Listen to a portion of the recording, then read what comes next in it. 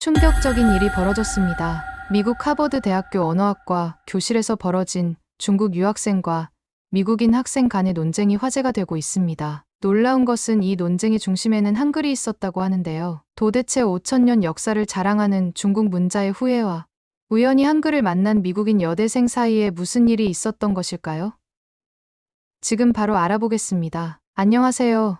저는 하버드대 언어학과에 재학 중인 클레어 밀러라고 합니다. 오늘은 제 인생을 완전히 바꿔놓은 한글과의 만남에 대해 이야기해 드리려고 해요. 어릴 때부터 저는 언어에 진심이었어요. 초등학교 때 프랑스어를 배우기 시작했고, 고등학교 때는 스페인어까지 정복했죠. 대학에 들어와서는 더 큰 도전을 원했습니다. 친구들은 모두 중국어를 배우기 시작했어요. 클레어, 미래는 중국어야. 우리 같이 배우자. 그렇게 중국어 공부를 시작했는데 솔직히 정말 힘들었습니다. 매일 밤 수십 개의 한자를 외우고 성조를 연습하는데 머리가 아플 정도였어요. 2주 만에 눈에 핏발이 서기 시작했고 한 달이 지나자 절망감이 밀려왔죠. 이게 정말 가능한 일일까? 라는 생각이 계속 들었습니다. 그러던 어느 날 도서관 구석에서 중국어 참고서를 찾고 있었어요. 높은 책장 사이를 헤매다가 우연히 눈에 들어온 책 한 권. 표지에는 제가 한 번도 본 적 없는 기하학적인 문자들이 새겨져 있었습니다. 고, 노, 으, 샤. 단순하면서도 뭔가 신비로운 느낌이 들었어요. 호기심에 책을 펼쳐보았죠. 훈민정음 한글의 과학과 철학이라는 제목이었습니다. 페이지를 넘기면서 이 문자가 한국의 문자 체계라는 걸 알게 되었어요. 처음에는 그저 흥미롭네라고 생각했을 뿐이었는데 자세히 들여다볼수록 뭔가 특별하다는 느낌이 강하게 들었습니다. 그 자리에서 1시간 넘게 책을 읽었어요. 중국어 참고서는 까맣게 잊은 채로요. 기숙사로 돌아와 노트북을 켜고 한글에 대해 더 검색했습니다. 그렇게 밤을 새워가며 한글의 세계에 빠져들었죠. 다음 날 아침, 저는 결심했어요. 중국어는 잠시 접어두고 한글을 배워보자. 언어학과 사무실에 찾아가 한국어 수업을 신청했습니다. 친구들은 모두 미쳤다고 했어요. 중국이 얼마나 큰 나라인데 한국어를 배운다고? 하지만 제 마음은 이미 결정되어 있었습니다. 첫 수업 시간, 교수님이 칠판에 자음과 모음을 쓰기 시작했을 때 저는 전율을 느꼈어요. 이건 단순한 문자가 아니라 과학이었습니다. 각 자음이 발음 기관의 모양을 본떠 만들어졌다는 설명을 들었을 때 저는 완전히 매료되었죠. 이게 500년 전에 만들어졌다고요. 믿기 어려웠습니다. 르네상스 시대에 이런 과학적인 문자 체계를 만들었다니. 그날 이후로 저는 한글에 푹 빠져 살았어요. 중국어 책은 책상 구석에 처박혀 있었고 한글 연습장이 그 자리를 차지했습니다. 자음과 모음을 조합하는 방식이 너무 논리적이어서 마치 퍼즐을 푸는 듯한 즐거움이 있었어요. 중국어로 고통받던 제게 한글은 마치 사막의 오아시스 같았습니다. 한글을 배우면 배울수록 그 안에 숨겨진 과학적 원리에 감탄하게 됐어요. 제가 언어학도라서 더 놀라웠는지도 모르겠습니다. 영어나 중국어처럼 무작정 외우는 게 아니라 체계적인 구조를 이해하면 모든 게 풀리는 느낌이었죠. 자음, 고운 혀뿌리가 목구멍을 막는 모양을, 놓은 혀가 위신몸에 닿는 모양을 본떴다는 사실이 충격적이었어요. 이걸 15세기에 생각해냈다고요. 하버드 도서관에서 훈민정음, 해례본 복사본을 찾아 읽었을 때는 정말 머리가 띵했습니다. 현대 언어학에서 다루는 좋은 위치와 좋은 방법을 500년 전에 이미 정확하게 분석하고 있었으니까요. 방에 돌아와 거울을 보며 고, 노, 무, 파을 발음하면서 입 모양을 관찰했어요. 정말 글자 모양과 발음 기관이 일치했습니다. 이건 그냥 우연이 아니야. 중국어를 배울 때는 한자와 발음 사이에 아무런 논리적 연관성이 없어서 외우는 것이 고통스러웠는데 한글은 달랐어요. 모음 체계도 마찬가지였습니다. 하늘, 땅의, 사람의 철학적 개념을 바탕으로 만들어졌다는 설명을 들었을 때 전율이 느껴졌어요. 단순한 문자가 아니라 우주관이 담겨 있는 거였죠. 더 놀라운 건 이 기본 요소들을 조합해서 다양한 모음을 만들어낸다는 점이었습니다. 마치 화학 원소처럼 기본 요소를 조합해 복잡한 분자를 만드는 것 같았어요. 수업 시간에 한글 자모의 결합 원리를 배우면서 저는 정말 흥분했습니다. 이건 단순한 문자가 아니라 시스템이에요. 다른 학생들이 처음엔 제 열정을 이해하지 못했지만 점점 그들도 한글의 매력에 빠져들기 시작했죠. 한 달 만에 저는 한글로 간단한 일기를 쓰기 시작했어요. 중국어를 6개월 공부했을 때보다 더 빨리 진도가 나갔습니다. 친구들은 놀라워했죠. 정말 그렇게 쉬워? 사실 쉽다기보다는 논리적이라는 표현이 맞을 것 같아요. 한번 시스템을 이해하면 자연스럽게 확장되는 구조였으니까요. 자음도 재미있었어요. 기본 자음에 획을 더해 새로운 소리를 표현한다는 원리가 너무 과학적이었습니다. 고에 획을 더해 크이 되고 덜에 획을 더해 티 되는 식으로요. 마치 수학 공식처럼 일관된 규칙이 있었어요. 이건 정말 천재가 아니면 만들 수 없는 체계야. 도서관에서 한글에 관한 논문들을 찾아 읽기 시작했습니다. 놀랍게도 MIT, 스탠포드, 옥스퍼드의 언어학자들이 한글의 과학성에 대해 연구한 논문들이 많았어요. 한 논문에서는 한글은 인류 역사상 가장 과학적으로 설계된 문자 체계라고 평가하고 있었습니다. 그 말에 깊이 공감했어요. 특히 한글이 컴퓨터 시대에 얼마나 효율적인지에 관한 연구가 흥미로웠습니다. 키보드 입력 속도, 정보 압축률, 가독성 측면에서 다른 문자 체계보다 우수하다는 분석이었죠. 미래 기술에도 이렇게 적합한 문자라니. 제가 언어학을 공부하는 이유가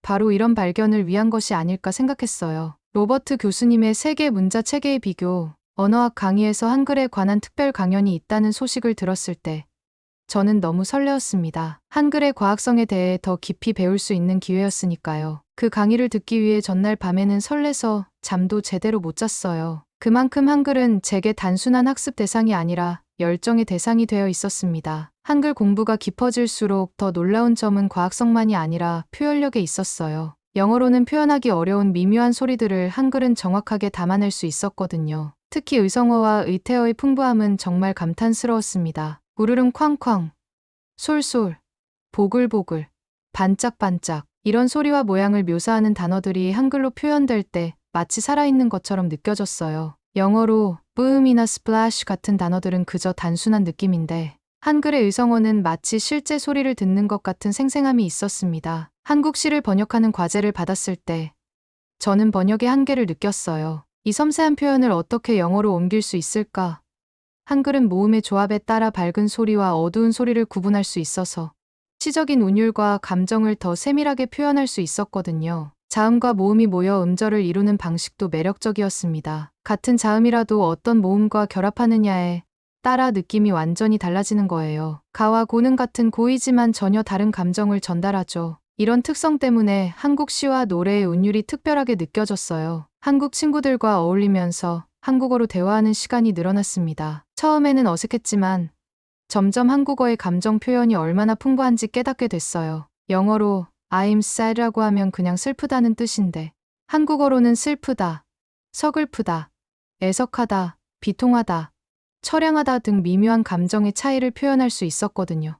제 한국인 친구 지민이 한글은 우리 감정을 담는 그릇이야 라고 했을 때 깊이 공감했습니다. 단순한 의사소통 도구가 아니라 정서와 감성을 담아내는 그릇이라는 생각이 마음에 와닿았어요. 한글로 일기를 쓰면서 놀라운 경험을 했습니다. 영어로 표현하기 어려웠던 미묘한 감정들이 한글로는 더 자연스럽게 표현되는 거예요. 이건 마치 새로운 색채 팔레트를 얻은 것 같아 라고 느꼈죠. 영어만 사용할 때는 보지 못했던 내 감정의 스펙트럼을 볼 수 있게 된 것 같았어요. 한국 영화와 드라마를 자막 없이 보기 시작했을 때는 또 다른 차원의 이해가 열렸습니다. 배우들의 대사에 담긴 존댓말과 반말의 미묘한 뉘앙스, 특정 어미가 주는 감정적 효과를 직접 느낄 수 있었거든요. 번역으로는 절대 전달되지 않는 정서적 깊이가 있었어요. 가장 감동적이었던 순간은 세종대왕이 한글을 만든 이유를 알게 되었을 때였습니다. 문자가 없는 백성들을 위해하는 그 목적이 저를 깊이 감동시켰어요. 단순한 실용성을 넘어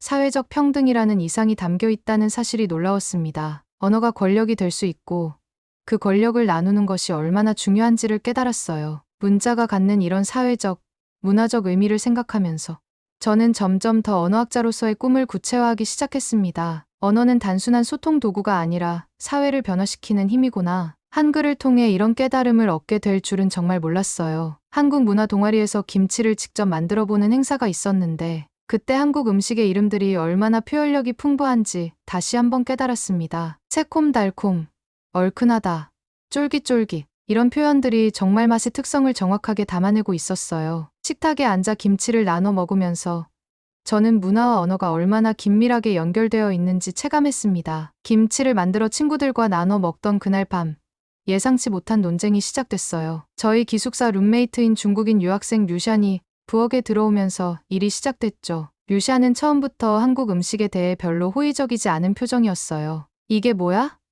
냄새가 너무 강하네. 류샨이 코를 찡그리며 말했습니다. 저는 최대한 친절하게 김치를 설명하려고 했어요. 한국의 전통 발효 음식이야. 맛보면 정말 맛있어. 한번 먹어볼래? 하지만 류샤는 고개를 절레절레 흔들었습니다. 난 이해가 안 돼. 왜 하버드 같은 명문대 학생이 중국어 대신 한국어를 배우는 거야? 한국은 작은 나라잖아. 미래에는 중국에 있어. 류샨의 말은 단순한 질문이 아니라 약간의 조롱이 섞여 있었어요. 순간 긴장감이 감돌았지만 저는 차분하게 대답했습니다. 언어의 가치는 그 나라의 크기로 결정되는 게 아니라고 생각해. 한글은 디자인과 과학성 면에서 정말 특별한 문자체계야. 제 말에 류샤는 코웃음을 쳤어요. 한글. 그건 그냥 한자의 간소화된 버전 아니야? 중국 문화의 아류작이라고 볼 수 있지. 한자는 5,000년의 역사를 가졌어. 한글은 몇 년이나 됐다고? 류샨의 목소리에서 자부심이 느껴졌습니다. 그 말을 듣는 순간 가슴이 뜨거워졌어요. 제가 그동안 공부한 한글의 가치가 무시당하는 것 같았거든요. 하지만 감정적으로 대응하면 안 된다고 생각했습니다. 류샨, 한글과 한자는 완전히 다른 원리로 만들어진 문자야. 한글은 1443년에 세종대왕이 과학적 원리를 바탕으로 창제한 문자체계야. 한자를 간소화한 게 아니라 전혀 다른 접근 방식으로 만들어진 거지. 류샤는 여전히 회의적인 표정이었어요. 그래? 그럼 왜 한국에서도 오랫동안 한자를 사용했던 거야? 결국 중국 문화의 영향력을 인정한 거 아니야. 그녀의 질문은 도전적이었습니다. 제 친구 소피아가 끼어들었어요. 저기, 우리 그냥 김치 맛이나 볼까? 언어 논쟁은 나중에 해도. 하지만 이미 대화는 논쟁으로 변해 있었습니다. 한자가 오래되고 역사적 가치가 있다는 점은 인정해. 하지만 오래됐다고 해서 더 우수하다는 건 아니야. 한글은 누구나 쉽게 배울 수 있도록 설계된 문자야. 문맹률을 낮추기 위한 목적으로 만들어졌다는 점이 정말 중요해. 저는 최대한 학술적인 논점을 유지하려고 노력했어요. 류샤는 눈을 가늘게 뜨며 반박했습니다. 쉽다는 건 단순하다는 거고, 단순하다는 건 깊이가 없다는 거야. 한자 하나에는 수천 년의 철학과 의미가 담겨 있어. 그 깊이를 어떻게 비교할 수 있겠어? 대화는 점점 열기를 띠었어요. 기숙사 라운지에 있던 다른 학생들도 우리 대화에 관심을 보이기 시작했습니다. 한쪽에서는 한글을 지지하는 목소리가, 다른 쪽에서는 한자를 옹호하는 의견이 오갔어요. 그날 밤 논쟁은 결론 없이 끝났지만 제 마음속에는 여러 생각이 맴돌았습니다. 언어에 대한 자부심이 이렇게 강할 수 있구나. 문화적 자존심이 충돌하는 순간을 직접 경험한 느낌이었어요. 방으로 돌아와 침대에 누워서도 류샨의 말이 계속 생각났습니다. 정말 한글은 한자보다 덜 가치 있는 문자일까? 그동안 배운 한글의 과학성과 실용성을 떠올리며 다시 확신했어요. 아니야. 각 문자는 그 목적과 맥락에서 평가받아야 해. 그날 밤 저는 결심했습니다. 다음 날 있을 로버트 교수님의 세계 문자 체계 강의에서 한글과 한자의 특성을 객관적으로 비교해보기로요. 감정이 아닌 학문적 접근으로 이 문제를 바라보고 싶었거든요. 베개에 머리를 묻으며 생각했어요. 언어는 단순한 소통 도구가 아니라 정체성과 자부심의 원천이구나. 그 밤, 언어학도로서 제가 가야 할 길이 더 선명하게 보이는 것 같았습니다. 다음 날 아침, 저는 일찍 일어나 로버트 교수님의 강의실로 향했습니다. 마음 한편으로는 류샨과의 논쟁이 아직 남아있었지만 오늘 강의에서 객관적인 답을 찾을 수 있을 거라는 기대감이 컸어요. 강의실에 들어서자 이미 많은 학생들이 자리에 앉아 있었습니다. 류샨도 앞쪽에 앉아 있는 것이 보였어요. 우리 눈이 마주쳤지만 둘 다 아무런 인사도 하지 않았죠. 어젯밤의 긴장감이 아직 남아있는 것 같았습니다. 오늘은 세계의 주요 문자 체계를 비교하면서 특히 동아시아 문자의 특성에 대해 이야기해 보겠습니다. 로버트 교수님이 강의를 시작하셨어요. 교수님은 먼저 한자의 역사적 가치와 문화적 영향력에 대해 이야기하셨습니다. 류샨의 얼굴에 미소가 번졌어요. 한자는 표의문자로서 각 글자가 하나의 의미를 담고 있습니다. 5,000년이 넘는 역사를 통해 중국뿐만 아니라 동아시아 전체에 지대한 영향을 미쳤죠. 교수님의 말씀에 류샨이 제 쪽을 향해 의미심장한 눈빛을 보냈습니다. 그러나 다음 순간 교수님의 화제는 한글로 넘어갔어요. 그런데 언어학적 관점에서 볼 때 15세기 한국에서 창제된 한글은 인류 문자, 역사상 가장 혁신적인 사례 중 하나로 평가됩니다. 이 말에 저도 모르게 가슴이 뛰었어요. 교수님은 칠판에 한글 자음과 모음을 적으시며 계속 설명하셨습니다. 한글은 세계에서 유일하게 창제 원리와 목적이 명확히 기록된 문자입니다. 훈민정음 해례본에는 각 글자의 과학적 원리가 상세히 기술되어 있죠. 류샨이 손을 들었어요. 교수님, 하지만 한자가 더 오래되고 더 많은 나라에서 사용되지 않나요? 그것이 한자의 우수성을 증명하는 것 아닌가요? 로버트 교수님은 잠시 생각하시더니 미소를 지으셨습니다. 훌륭한 질문입니다. 하지만 문자의 가치는 역사의 길이나 사용자 수만으로 평가할 수 없어요. 문자의 목적과 효율성, 학습 용이성, 그리고 과학적 설계 측면을 모두 고려해야 합니다. 교수님은 칠판에 한글과 한자, 그리고 다른 주요 문자들의 특성을 비교하는 표를 그리셨어요. 보시다시피 한글은 표음 문자로서 발음과 글자 사이의 상관관계가 매우 높습니다. 초보자가 읽고 쓰는 법을 배우는데 필요한 시간도 다른 문자에 비해 현저히 짧죠. 데이터와 연구 결과를 보여주시면서 교수님은 계속 설명하셨습니다. UNESCO 연구에 따르면 한글은 문맹률을 낮추는데 가장 효과적인 문자 체계 중 하나로 평가받고 있습니다. 그리고 인지과학 연구에서도 학습 효율성이 입증되었죠. 류샨의 표정이 점점 굳어갔어요. 교수님은 이어서 말씀하셨습니다. 물론 한자의 문화적, 역사적 가치는 엄청납니다. 하지만 우리가 객관적으로 평가해야 할 것은 각 문자 체계가 그 목적을 얼마나 잘 달성하는지입니다. 한글은 모든 사람이 쉽게 배울 수 있는 문자라는 목표를 완벽하게 달성했습니다. 강의 후반부에 로버트 교수님은 가장 충격적인 말씀을 하셨어요. 세계 언어학계에서는 한글을 가장 과학적으로 설계된 문자 체계로 평가합니다. MIT, 옥스퍼드, 소르본 등 세계 유수의 대학에서 한글의 설계 원리를 연구하고 있죠. 그 순간 강의실 전체가 조용해졌습니다. 류샨도 더 이상 반박하지 않았어요. 저는 문득 깨달았습니다. 이건 단순한 자존심 싸움이 아니라 객관적 사실에 근거한 학문적 평가의 문제였던 거예요. 로버트 교수님의 강의는 한글과 한자 비교를 넘어 세종대왕의 철학으로 이어졌습니다. 교수님은 칠판을 깨끗이 지우시고 훈민정음이라는 글자를 크게 쓰셨어요. 훈민정음의 뜻을 아는 분 있나요? 교수님이 물으셨습니다. 제가 조심스럽게 손을 들었어요. 백성을 가르치는 바른 소리라는 뜻입니다. 제 대답에 교수님은 흡족한 미소를 지으셨어요. 정확합니다. 여기서 주목해야 할 점은 백성이라는 단어예요. 세종대왕이 한글을 만든 목적은 궁극적으로 백성들의 삶을 개선하기 위함이었습니다. 교수님의 말씀에 강의실 분위기가 숙연해졌어요. 교수님은 세종대왕 시대의 사회적 배경을 설명하셨습니다. 당시 한반도에서는 한자를 사용했지만 이를 배우는데 엄청난 시간과 노력이 필요했죠. 그래서 일반 백성들은 문자를 사용할 수 없었고 자신의 생각을 기록하거나 지식에 접근하는 것이 불가능했습니다. 저는 필기를 하면서도 가슴이 뜨거워지는 것을 느꼈어요. 문자가 가진 사회적 힘과 책임에 대해 생각하게 됐거든요. 교수님은 계속해서 세종대왕의 다른 정책들도 소개하셨습니다. 세종대왕은 한글 창제 외에도 농업기술 보급, 치국이 발명, 의료 제도 개선 등 백성의 삶과 직결된 정책을 많이 펼쳤어요. 이 모든 것의 핵심에는 민본 사상이 있었습니다. 백성을 근본으로 여기는 철학이죠. 류샨도 이제는 진지하게 듣고 있었어요. 그녀의 표정에서 어제의 경직된 자세는 찾아볼 수 없었습니다. 세종대왕의 업적을 현대적 관점에서 평가한다면 그는 지식 민주화의 선구자였다고 볼 수 있습니다. 지식과 정보에 대한 접근성을 높이는 것이 사회 발전의 핵심이라고 본 거죠. 교수님의 말씀에 저는 깊이 공감했어요. 강의 중간에 류샨이 조심스럽게 손을 들었습니다. 교수님, 질문이 있습니다. 중국에서도 간체자를 만들어 문자를 간소화했는데 이것도 비슷한 철학에서 비롯된 건가요? 교수님은 류샨의 질문에 진지하게 답변하셨어요. 좋은 질문입니다. 간체자 역시 문자 접근성을 높이기 위한 노력이었죠. 다만 한글과 근본적인 차이가 있습니다. 한글은 완전히 새로운 체계를 설계한 것이고 간체자는 기존 문자를 변형한 거예요. 둘 다 가치 있는 접근법이지만 혁신의 깊이는 차이가 있습니다. 류샨이 고개를 끄덕였어요. 그녀의 눈에서 어제의 방어적인 빛은 사라지고 지적 호기심만이 남아 있었습니다. 교수님은 이어서 세종대왕의 리더십 스타일에 대해 이야기하셨어요. 세종대왕은 당대 최고의 학자들을 모아 집현전이라는 연구기관을 만들었습니다. 오늘날로 치면 국책연구소 같은 것이죠. 그리고 그들에게 자유로운 연구 환경을 제공했어요. 이것은 현대 혁신 리더십의 모델로도 연구되고 있습니다. 저는 문득 세종대왕이 현대에 살았다면 어떤 분야에 관심을 가졌을지 상상해 보았어요. 아마도 AI, 빅데이터, 재생에너지 같은 분야가 아니었을까요?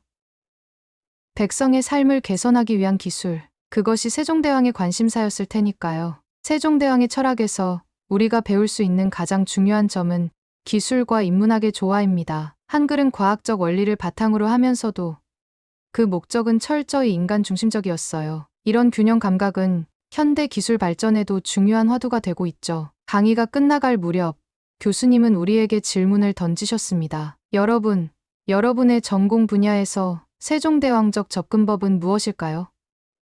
다음 수업까지 생각해 오세요. 강의실을 나오면서 류샨이 제게 다가왔어요. 클레어, 어제는 미안해. 내가 너무 감정적이었던 것 같아. 저는 미소를 지으며 대답했습니다. 괜찮아. 나도 마찬가지였으니까. 문화적 자부심은 누구에게나 있는 거야. 우리는 함께 캠퍼스 카페로 향했어요. 더 이상 한글과 한자의 우열을 가리는 대화가 아니라 두 문자 체계가 어떻게 다른 방식으로 가치를 창출하는지에 대한 진지한 대화를 나눴습니다. 그날의 대화는 제 언어학적 시야를 넓히는 소중한 경험이 되었어요. 로버트 교수님의 다음 강의는 더욱 흥미진진했습니다. 오늘은 문자 체계와 현대 기술, 특히 인공지능과의 관계에 대해 이야기해보겠습니다. 교수님의 첫 마디에 저는 귀가 쫑긋해졌어요. 교수님은 프로젝터로 다양한 그래프와 도표를 보여주셨습니다. 여러 연구에 따르면 AI 언어 모델이 문자를 처리하는 효율성은 문자 체계마다 상당한 차이가 있습니다. 특히 한글은 AI가 이해하고 처리하는 데 있어 95% 이상의 정확도를 보이고 있어요. 옆에 앉아있던 류샨이 저에게 속삭였어요. 정말이야?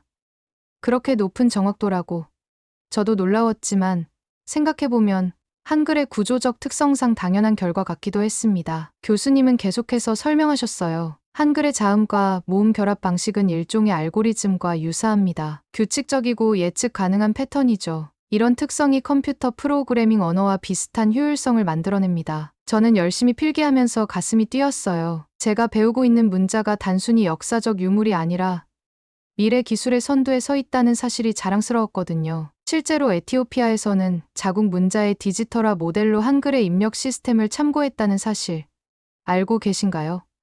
교수님의 질문에 강의실은 술렁였습니다. 에티오피아 아마라어는 300개가 넘는 기호를 사용하는데 이를 효율적으로 디지털화하는 과정에서 한글의 자음모음 조합 원리를 차용했죠. 이 이야기를 듣자 류샨도 감탄했어요. 와, 정말 놀랍다. 아프리카까지 영향을 미치다니. 교수님은 더 깊은 내용으로 들어가셨습니다. AI 시대의 문자의 역할은 단순한 의사소통을 넘어섭니다. 기계학습 알고리즘이 효율적으로 처리할 수 있는 문자 체계가 더 많은 정보와 지식에 접근할 수 있게 해주죠. 이런 관점에서 한글의 규칙성과 체계성은 큰 장점이 됩니다. 강의실 스크린에 다양한 AI 언어 모델의 성능 비교 그래프가 나타났어요. 문자 체계별로 인식률, 처리 속도, 오류율을 비교한 자료였는데 한글이 상위권에 위치해 있었습니다. 또한 한글은 음운 체계와 문자 체계의 일치도가 높아 음성인식 기술에도 유리합니다. 실제로 한국의 음성인식 AI 개발 속도가 빠른 이유 중 하나가 바로 한글의 이런 특성 때문이라는 연구 결과도 있습니다. 저는 문득 세종대왕이 AI 시대를 예견했을까 하는 생각이 들었어요. 물론 그건 불가능한 일이지만 600년 전에 만들어진 문자가 21세기 첨단 기술과 이렇게 궁합이 좋다는 사실이 경이로웠습니다. 한글이 디지털 환경에 적합한 또 다른 이유는 확장성입니다. 기본 자음과 모음의 조합으로 새로운 소리를 표현할 수 있는 능력이 뛰어나죠. 이런 특성은 새로운 용어나 개념을 만들어내야 하는 기술 발전 과정에서 큰 강점이 됩니다. 수업이 끝나고 나오면서 류샨이 제게 진지한 표정으로 말했어요. 클레어, 정말 흥미로운 강의였어. 솔직히 한글에 대해 많이 몰랐는데 이제 새롭게 보게 됐어. 저는 미소 지으며 대답했습니다. 나도 처음에는 그저 호기심으로 시작했는데 점점 더 깊이 배울수록 놀라운 발견을 하게 돼. 한글이 가진 미래지향적 특성에 정말 감동했어. 그날 저녁 도서관에서 AI와 언어에 관한 책을 찾아보면서 생각했어요. 세종대왕이 만약 오늘날의 기술을 보셨다면 어떤 생각을 하셨을까? 아마도 한글이 디지털 시대에 이렇게 빛을 발하는 것을 보며 뿌듯해하지 않으셨을까요? 강의가 끝난 후 저는 도서관에서 한글과 AI의 관계에 대한 더 깊은 연구 자료를 찾아보기로 했어요. 놀랍게도 세계 각국의 연구자들이 한글의 구조적 특성과 디지털 효율성에 대해 연구한 논문들이 상당히 많았습니다. MIT 언어연구소의 논문 하나가 특히 눈에 띄었어요. 문자 체계의 디지털 적응성 비교 연구라는 제목이었는데 한글이 다른 문자 체계보다 알고리즘 처리에 최적화되어 있다는 결론을 내리고 있었습니다. 저는 그 논문을 프린트해서 기숙사로 돌아왔어요. 기숙사 라운지에서 뜻밖의 광경을 마주했습니다. 류샨이 한국인 유학생들과 함께 앉아 한글을 배우고 있었어요. 저는 깜짝 놀라 그들에게 다가갔습니다. 류샨, 너 한글 배우고 있어? 류샨은 살짝 부끄러운 듯 웃었어요. 응. 로버트 교수님 강의를 듣고 생각이 많이 바뀌었어. AI와 언어 처리 분야에 관심이 있어서 한글의 구조를 이해하면 도움이 될 것 같아서 저는 그 자리에 함께 앉았어요. 한국인 유학생 민지가 류샨에게 고, 노, 덜의 발음 원리를 설명하고 있었습니다. 민지는 손으로 발음 기관의 모양을 보여주며 설명했어요. 보세요. 고운 혓뿌리가 목구멍을 막는 모양이에요. 직접 발음해보면 느낄 수 있어요. 류샨이 고을 발음하면서 자신의 목을 만져보았어요. 와, 정말이네. 글자 모양이 발음 기관과 일치한다니. 이건 정말 과학적이야. 그 모습을 보면서 저는 뭔가 큰 변화가 일어나고 있음을 느꼈어요. 문화적 자존심으로 시작된 논쟁이 이제는 서로의 문화를 배우고 이해하는 아름다운 교류로 변하고 있었거든요. 다음 날 아침, 캠퍼스 커피숍에서 우연히 로버트 교수님을 만났어요. 교수님은 저를 보시고는 반갑게 인사하셨습니다. 클레어, 잘 지내나요? 요즘 한글 연구는 어떻게 진행되고 있나요? 저는 열정적으로 제가 찾은 자료들과 류샨이 한글을 배우기 시작했다는 이야기를 해드렸어요. 교수님은 미소를 지으시며 말씀하셨습니다. 그것 참 반가운 소식이네요. 사실 제가 하버드에서 한글 연구 프로젝트를 시작할 계획이 있어요. 관심 있으면 참여해볼래요? 그 순간 제 심장은 기쁨으로 뛰었어요. 정말요? 물론이죠. 어떤 프로젝트인가요? 교수님은 커피를 한 모금 마시고 설명하셨습니다. 한글의 구조적 원리를 활용해 비문해율이 높은 지역의 맞춤형 문자 체계를 개발하는 프로젝트예요. 세종대왕의 철학을 현대에 적용하는 거죠. 제 가슴이 벅차올랐어요. 600년 전에 만들어진 문자가 오늘날 세계 각국의 문해율 향상에 기여할 수 있다니. 얼마나 멋진 일인가요?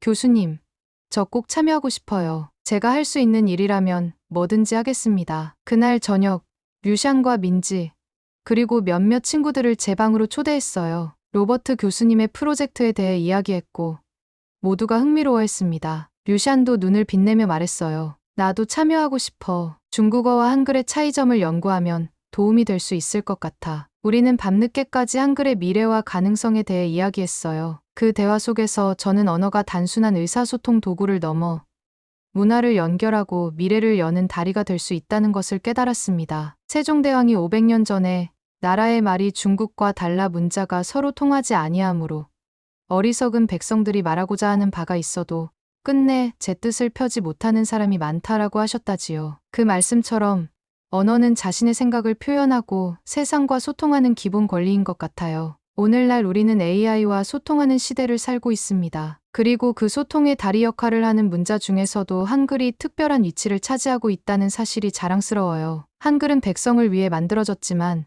이제는 전 세계 모두를 위한 문자가 되어가고 있습니다. 저는 요즘 자주 생각해요. 세종대왕이 현대 사회를 보신다면 어떤 생각을 하실까? 아마도 한글이 디지털 세계에서 빛을 발하는 모습을 보며 흐뭇해하시지 않을까요? 그리고 아마 이렇게 말씀하실 것 같아요. 백성을 위한 문자는 시대를 넘어 계속 진화해야 한다. 여러분, 오늘 나눈 한글에 대한 이야기가 어떠셨나요? 생각보다 한글이 가진 과학성과 미래 가치가 엄청나지 않나요?